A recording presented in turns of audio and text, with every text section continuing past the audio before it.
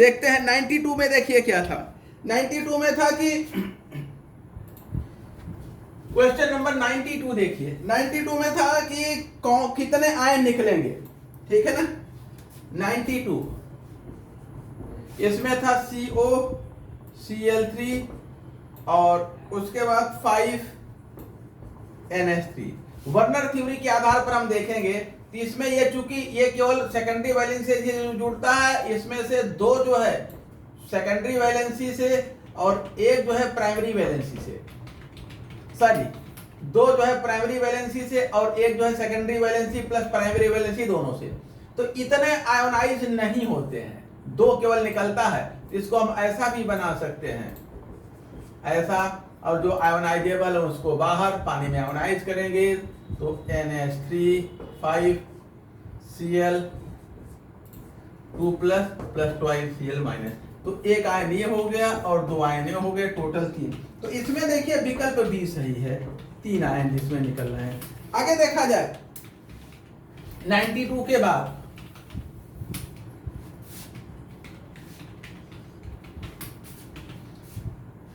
92 के बाद 95, क्वेश्चन 95 में दिया है कि लैम्डा, किसी मूविंग पार्टिकल का लैम्डा देखिए H/mv होता है और ये होता है H/p के।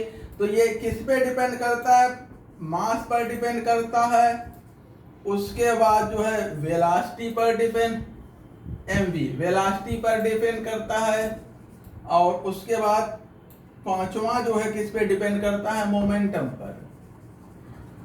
तो पहला, तीसरा, पांचवा ये विकल्प जो है डी में है और विकल्प डी सही है, ठीक है। आगे देखा जाए क्वेश्चन 96, सबसे अधिक इलेक्ट्रॉन एफिनिटी 96 देखा जाए। हाईएस्ट इलेक्ट्रॉन एफिनिटी किसकी होती है, क्लोरीन की होती है। इलेक्ट्रॉन एफिनिटी क्लोरीन की और इलेक्ट्रोनेगेटिविटी फ्लोरीन की। तो हाईएस्ट इलेक्ट्रॉन एफिनिटी फ्लोरीन की होती है, 96 में बी सही होगा। आगे देखा जाए VSEP 97, क्वेश्चन 97 VSEPR थ्योरी के अनुसार देखा जाए इसमें बी सही है। सबसे अधिक लोन पेयर रिपल्सन होता है, उससे कम लोन पेयर बॉन्ड पेयर होता है, और सबसे कम बॉन्ड पेयर और बॉन्ड पेयर होता है सबसे कम। तो जो है लोन पेयर, इसमें विकल्प बी जो है यही है, विकल्प बी सही है। अगला देखा जाए, नेक्स्ट है क्वेश्चन 99।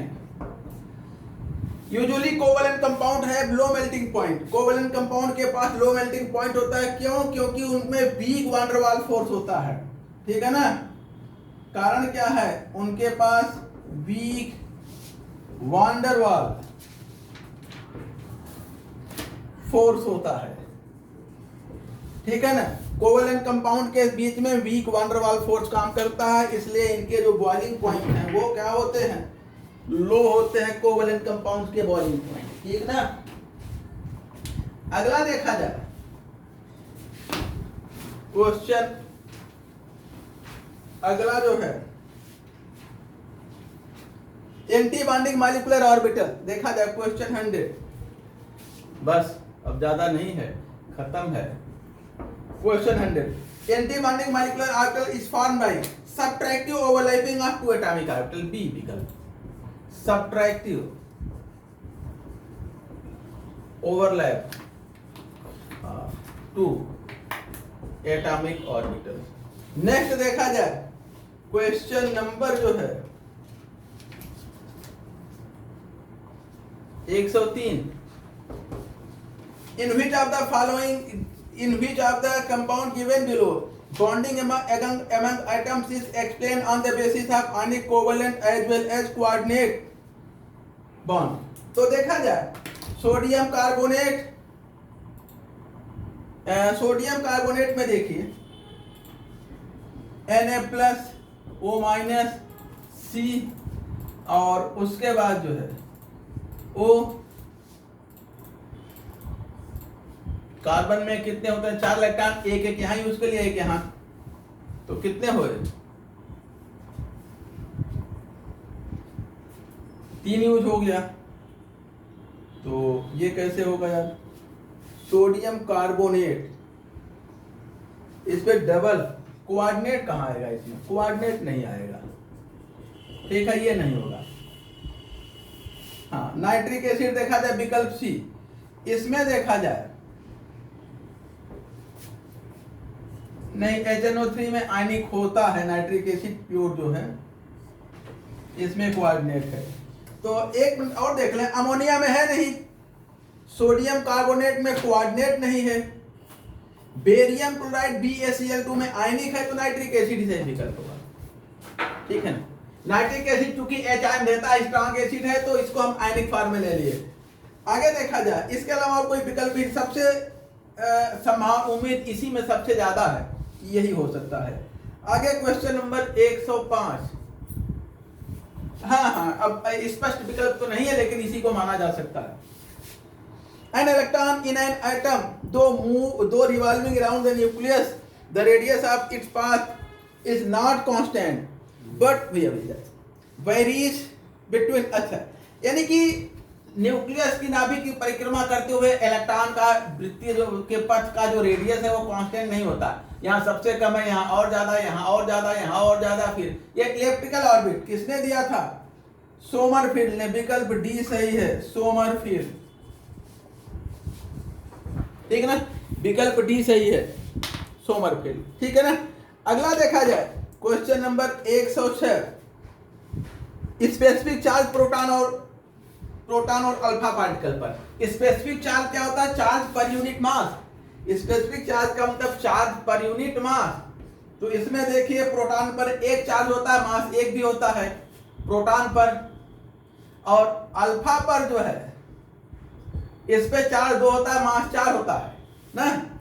तो ये हो गया जो है, इसको इधर कर दें, इसको इधर, तो 4:2, यानी कि 2:1, 2:1 प्रोटॉन और इसका स्पेसिफिक चार्ज देखा जाए तो इसका 1/2 होता है, इसका 1, यानी कि 2:1 का रेशियो है 2:1, ए ही विकल्प सही है, ठीक है ना। आगे जो है नेक्स्ट देखते हैं क्वेश्चन नंबर 108 देखिए, इस पे इलेक्ट्रोकेमिस्ट्री वाले भी बड़े कंफ्यूज हैं आप लोग, तो इसको क्वेश्चन आप लोग भी देखिए। क्वेश्चन 108 नेहा जायसवाल जरूर देखेंगे। हाँ, चार्ज अपान मास, चार्ज पर यूनिट मास वो स्पेसिफिक चार्ज कहलाता है, E/m, यही तो होता है। हमारे तक कंफ्यूजन है। देखा जाए standard electrode potential zinc and copper ion का है। जिंक का ऑक्सीडेशन पोटेंशियल, कॉपर का रिडक्शन, इसका दिया -0.76 और इसका क्या दे रखा है +0.34, ठीक है ना। और सेल का पोटेंशियल, तो एनोड का ऑक्सीडेशन और कैथोड का रिडक्शन पोटेंशियल जोड़ दीजिए तो आपको क्या मिल जाएगा, आपको जो है सेल का पोटेंशियल मिल जाएगा, ई सेल 0.76 प्लस 0.34, इसका ऑक्सीडेशन, इसका रिडक्शन, तो क्या आ जाएगा, सी कैसे आएगा यार, कुछ गड़बड़ हो रहा है, हैं? अच्छा, इसमें नेगेटिव दे रहे हैं जिंक का रिडक्शन पोटेंशियल। जिंक का रिडक्शन पोटेंशियल कैसा होता है, नेगेटिव है।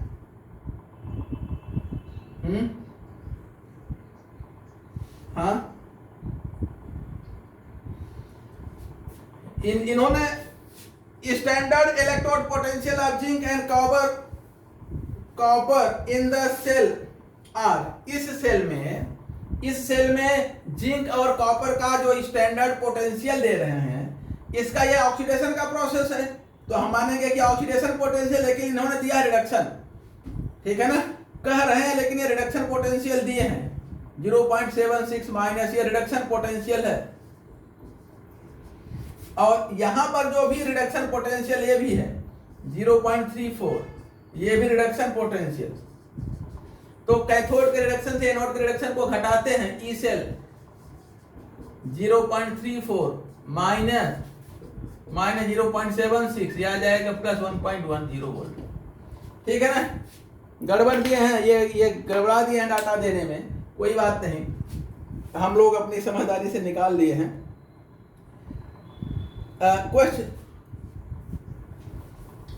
क्वेश्चन नंबर 109 देखा जाए, whose experiment so that item have discrete energy level. तो किसके एक्सपेरिमेंट ने यह प्रदर्शित किया था कि आइटम में डिस्क्रीट एनर्जी लेवल होते हैं।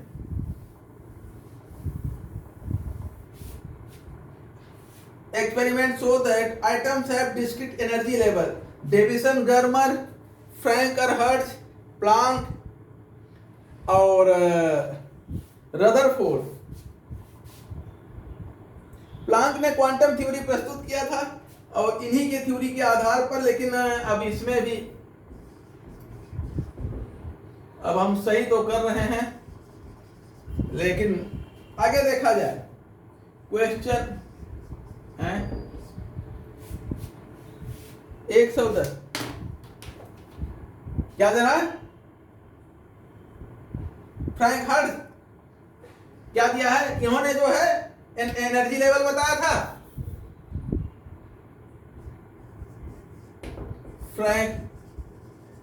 Frank and hertz.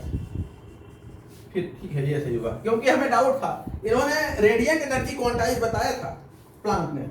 आगे देखा जाए question 110, find out the Meta directing. Meta directing कौन सा होगा?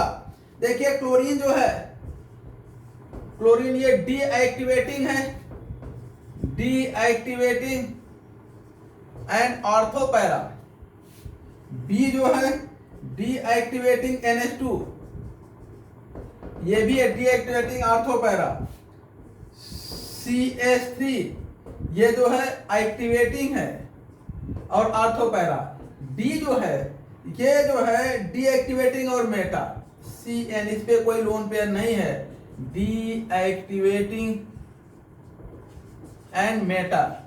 तो यही जो है करेक्ट उत्तर है। हम कहेंगे इसमें जो है मेटा डायरेक्टिंग कौन है? डी, साइनाइडियम।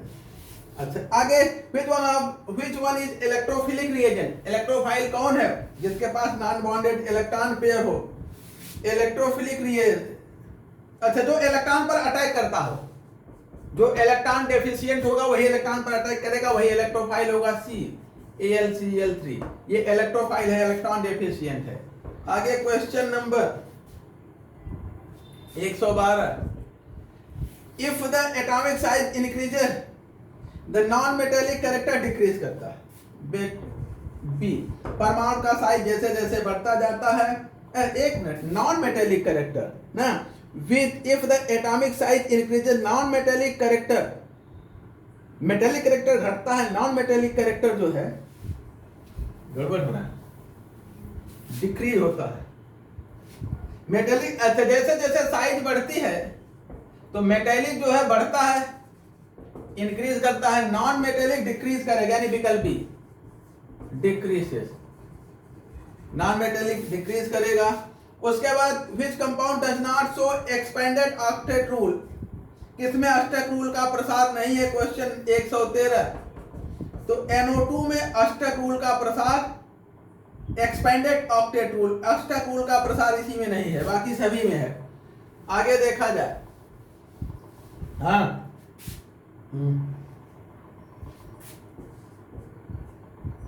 PF6 में फास्फोरस के पास 10 इलेक्ट्रॉन,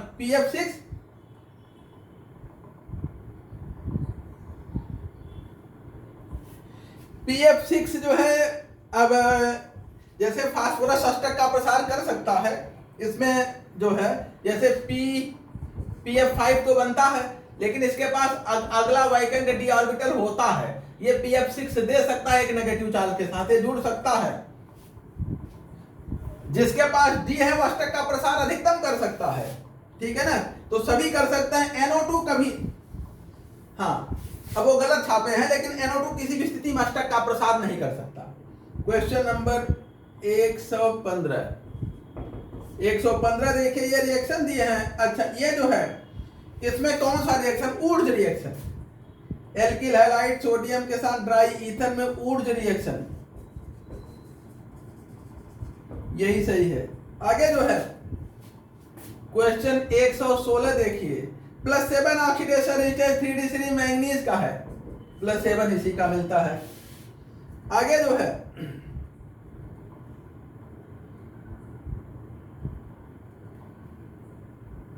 आगे क्वेश्चन 118 है। फिर साइंटिस्ट ने सबसे पहले यह बताया था कि परमाणु के अंदर बड़ा स्पेस, लार्ज फ्री स्पेस होता है। तो रदरफोर्ड में इन्होंने अल्फा कण प्रकीर्णन प्रयोग किया था। डी, अभी कल भी आप पीजीटी में भी ये पूछा गया था एक दो बार, अभी हम लोग देख रहे थे। क्वेश्चन नंबर 20, इसमें किसमें जो है lower oxidation state more stable है? Cu plus and Cu2 plus में ये मोर स्टेबल होगा, इसका 3D चेंज होता है। और बाकी में तो हमें नहीं लगता है। थैलस थैलिक, थैलियम में क्या होता है? बोरान, एल्युमिनियम, गैलियम है। मर्क्यूरस, तो कौन मोर स्टेबल होता है, मर्क्यूरिक की मर्क्यूरस? हमें तो यही लग रहा है। चलिए आगे देखा जाए। डी क्यों लग रहा है? एक मिनट रुक जाए। इसमें थैलस और थैलिक भी एक दिया है। Question number 119, boron, aluminium, gallium, indium, thallium. यहां पर देखिए, यहां पर क्या है? Inert pair effect. और ये थैलियम +1 और Tl+3 में, तो ये मोर स्टेबल होगा इनर्ट पेयर इफेक्ट के कारण। लेकिन इनका कहना है कि lower oxidation state more stable होगा थैलस का। थैलस मोर स्टेबल होगा थैलिक के इनर्ट पेयर इफेक्ट के कारण। चलिए, हमें भी लगता है कि यही होना चाहिए, इसी को ठीक करते हैं। लेकिन अब इस पे थोड़ा डाउट बना है। आगे देखते हैं। क्वेश्चन नंबर 120 फिजिक्स का है क्या? अच्छा 121, Cp और Cv का रिलेशन, Cp/Cv मोर देन 1 होता है। कारण क्या है? कारण यह है कि for constant pressure external work have to be done. एक पहला सही है। फॉर कांस्टेंट प्रेशर कुछ एनर्जी वर्क में चली जाती है, external work has to be done. ठीक है ना? और दोनों का डिफरेंस इसी के बराबर होता है। Cp - Cv = W के बराबर होता है, एक मोल गैस का एक्सपेंशन किया जाए तो। आगे देखा जाए क्वेश्चन नंबर 122। क्वेश्चन ये 121 था, क्वेश्चन 122। इसमें देखिए क्या है। अच्छा, क्लोरीन को बेंजीन के साथ, बेंजीन को क्लोरीन के साथ अल्ट्रावायलेट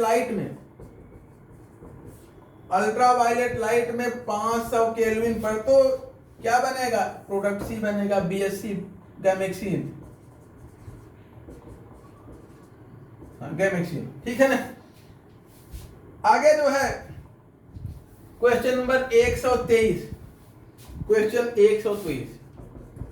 123 में देखा जाए कौन से आइसोटोप हैं? तो सोडियम 1123 और मैग्नीशियम 1224। ये देखिए किसमें है?